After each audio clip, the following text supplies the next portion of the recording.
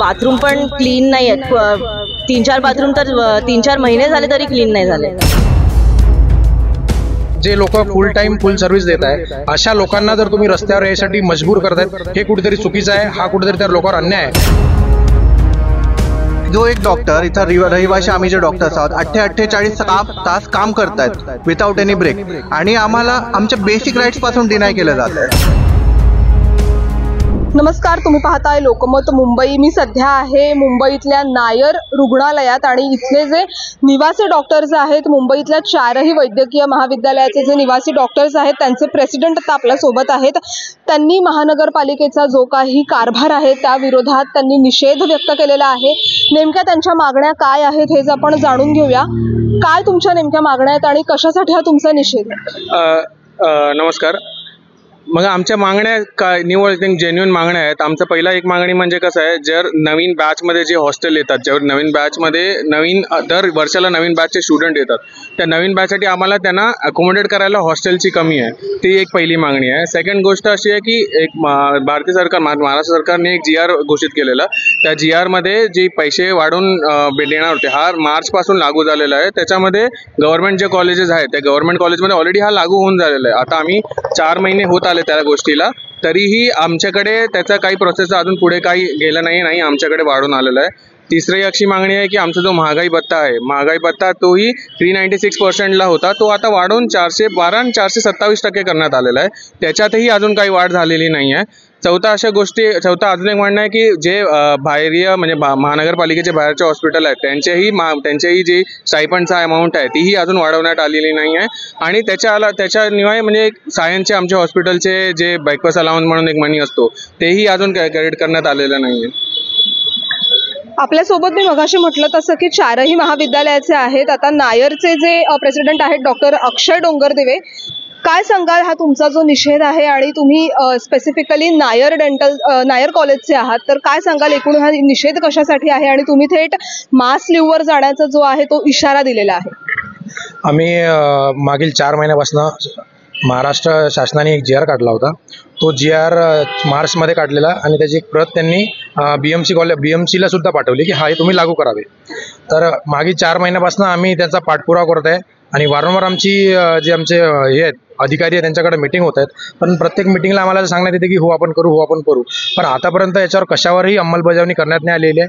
त्यामुळे आमच्या बाकी सर्व रेसिडेंटचा जे 4 महिन्याचा जो स्पॅन होता तो आता त्यांचा म्हणजे जो आहे कधी ते कमी होत चाललेला आहे. म्हणजे आम्ही रेसिडेंटला मागच्या 4 महिन्यापासून सांगत आहे होईल. आम्ही BMC प्रशासनावर मागच्या 4 महिन्यापासून विश्वास ठेवला होता, पण आमचा कुठेतरी विश्वासघात करण्यात आला आणि आम्हाला शेवटी आमचे इमर्जन्सीचे डॉक्टर असतात त्यांनी हप्त्याला त्यांचे 2 वेळा इमर्जन्सी ड्युटी असतात आणि पूर्ण रहिवासी म्हणजे फुल टाईम ते वॉर्ड आणि हॉस्पिटलमध्येच राहतात. याचा अर्थच रहिवासी डॉक्टर आहे. तर अशा जे लोक फुल टाईम फुल सर्व्हिस देत आहे अशा लोकांना जर तुम्ही रस्त्यावर यायसाठी मजबूर करतायत हे कुठेतरी चुकीचं आहे. हा कुठेतरी त्या लोकांवर अन्याय आहे. याचा परत त्यांनी विचार करावा आणि आणखी 22 तारखेपर्यंत त्यांच्याकडे एक तारीख आहे. 22 तारखेपर्यंत त्यांनी आम्हाला आमच्या जर मागण्या पूर्ण केल्या तर आम्ही दुसरा काहीतरी विचार करू. बस हीच आमची मागणी आहे त्यांच्याकडे. आपल्या सोबत काही डॉक्टर आहेत त्यांनी काळी फीत लावून सुद्धा निषेध केलेला आहे. तुम्ही काळी फीत लावलेली आहे, काय सांगाल? मला असं म्हणणं आहे की ह्या सगळ्या ज्या मागण्या आहेत जे आम्ही करतोय ते आमच्या एकदम बेसिक मागण्या आहेत.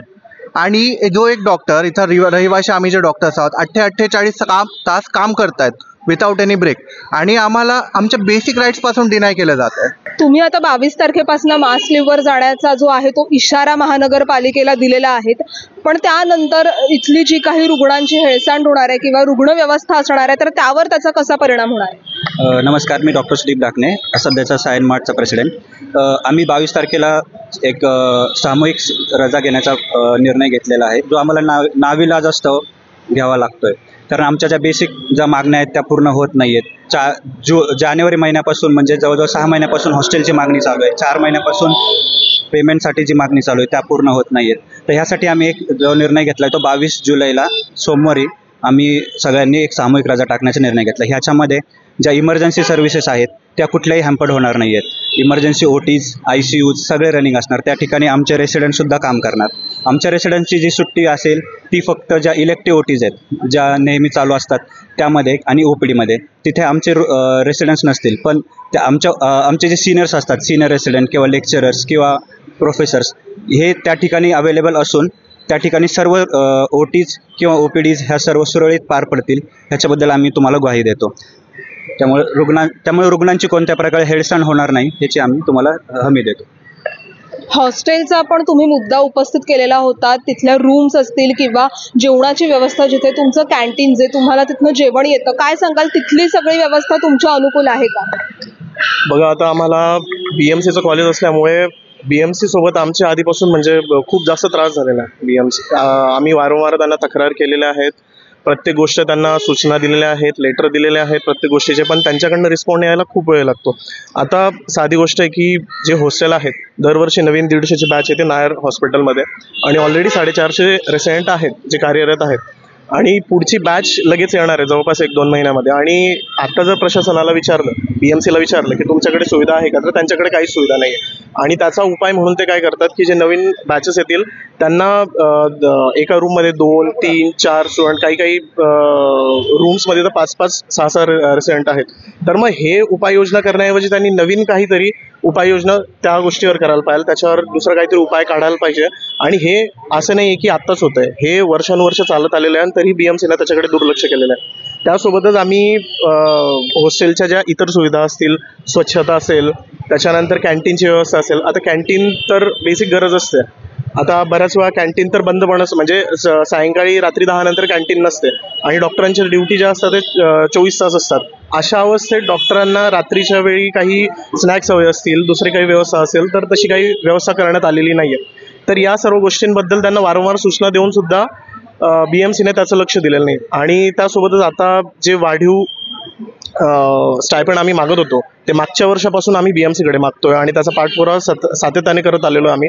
पण BMCने असं सांगितलं की जोपर्यंत स्टेट गव्हर्नमेंटचे जे किंवा गव्हर्नमेंटचे जे मेडिकल कॉलेजेस आहेत त्यांच्यात जोपर्यंत स्टायपेंड वाढत नाही तोपर्यंत आमचा स्टायपेंड वाढणार नाही.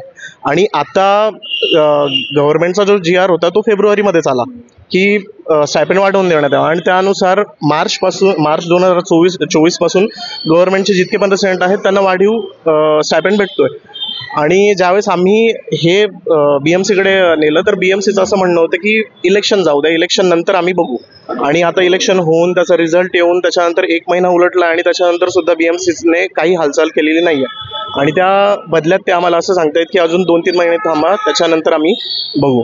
तर मग एकंदरीत BMCचा खूप स्लो रिस्पॉन्स येतोय आणि वारंवार सूचना देऊन सुद्धा BMC आम्हाला काही रिस्पॉन्ड करत नाही आहे. आपल्या सोबत काही महिला डॉक्टर्स पण आहेत. तुम्ही काय सांगाल, तुम्ही ज्या हॉस्टेलमध्ये राहता तिथल्या रूम्स किंवा तुमच्या काय बेसिक मागण्या आहेत की ज्यांची पूर्तता अजूनही झालेली नाही आहे एक महिला डॉक्टर म्हणून? आता जिथे मी राहते तिथे म्हणजे असं आहे की एका रूममध्ये 3 लोक 4 लोक राहतात. रूम खूप छोटी आहे. रूम छोटी असल्यामुळे जागा पण नीट होत नाही आणि बेसिक नेसेसिटी जी आहे आमची, बाथरूम असो किंवा वॉशरूम असो, ते एकच आहे एका फ्लोअरवर. म्हणजे सकाळी काय होते, प्रॉब्लेम होतो की लोकांना यात नाहीतर बाथरूम एंगेज असतो किंवा घाण असतो किंवा साफ केलेला नसतो टाईमवर. आणि वरूनवर जे पण बाथरूम घाण आहे ते पण टाईमवर क्लीन नाही होत. मग आम्हाला कसं असतं, ड्युटीसाठी धावावं लागतं, सकाळी लवकर उठून ड्युटीला जावं लागतं. मग आम्ही कसं हे सगळं असं नीट नेमकं नाही आहे तर मग आम्हाला पण असं बेसिक नेसेसिटी कंप्लीट नाही होत आमची. तर त्यामुळे हॉस्टेलचं पण कंडिशन थोडं इम्प्रूव्ह व्हायला आमची अशी मागणी होती. आणि बाथरूम पण क्लीन नाही आहेत. 3-4 बाथरूम तर 3-4 महिने झाले तरी क्लीन नाही झाले. वरून रूम पण बरोबर अलॉट नाही केलं. म्हणजे नवीन बॅच जेव्हा येते तेव्हा जुनी बॅचला ते लोक काढून दुसरीकडे टाकतात. म्हणजे तर आमचे रूम पण परफेक्ट असे अलॉटेड नसतात कधी पण. या सगळ्या संदर्भात तुम्ही संबंधित प्रशासनाला काही सांगितलेत का? तुमच्या वरिष्ठांपर्यंत तुम्ही ह्या तक्रारी पोहोचवल्यात तर त्यांचं काय उत्तर आलंय का? मागील जसं की आम्ही तुम्हाला सर्वांनी सांगितलं, मागील 4 महिन्यापासून आम्ही सलग आमच्या मागण्यांचा पाठपुरावा करत आहे. आम्ही मागच्या 4 महिन्यापासून त्यांच्याशी पत्रव्यवहार करत आहे कंटिन्युअसली. आतापर्यंत बहुतेक 8 ते 10 आमच्याकडे संदर्भ पण आहेत, ते 8 ते 10 पत्र पण आहेत. तर इतके सगळं संदर्भ असून पाठपुरावा असून आम्हाला नेहमी फक्त हो म्हणण्यात येते आणि बस त्याची अंमलबजावणी नाही झाली. त्याच्यामुळे जो आमच्या अधिकाऱ्यांचा जो राग आहे तो मागील 4 महिन्यापासूनचा जो राग आहे, आताचा नाही. त्यांचा तो 4 महिने झाले कुठं ते त्यांच्या जे मागण्या त्या पूर्ण होत नाहीत, म्हणून आता कुठं नाईलाज असतो आम्हाला रस्त्यावर उतरायचं काम पडत आहे. आणि आणखी त्यांच्याकडे 10 दिवस आहेत, 22 तारीख म्हणजे आणखी 10 दिवस आहेत त्यांच्याकडे. त्या 10 दिवसात पण ते करू शकतात, पण आणखी BMC प्रशासनाने आम्हाला असं काही त्यांच्याकडनं काही कॉल वगैरे काही आलेलं नाही. आणि आणखी त्यांनी इंटिमेशन दिल्यावर सुद्धा 3 दिवस झाले तरी त्यांच्याकडनं काही असा रिस्पॉन्स नाही आहे. तर ह्या महानगरपालिकेचे जे निवासी डॉक्टर्स आहेत, संपूर्ण हे मुंबईतल्या 4 महत्त्वाच्या कॉलेजेसचे मार्टचे प्रेसिडेंट आता आपल्या सोबत होते.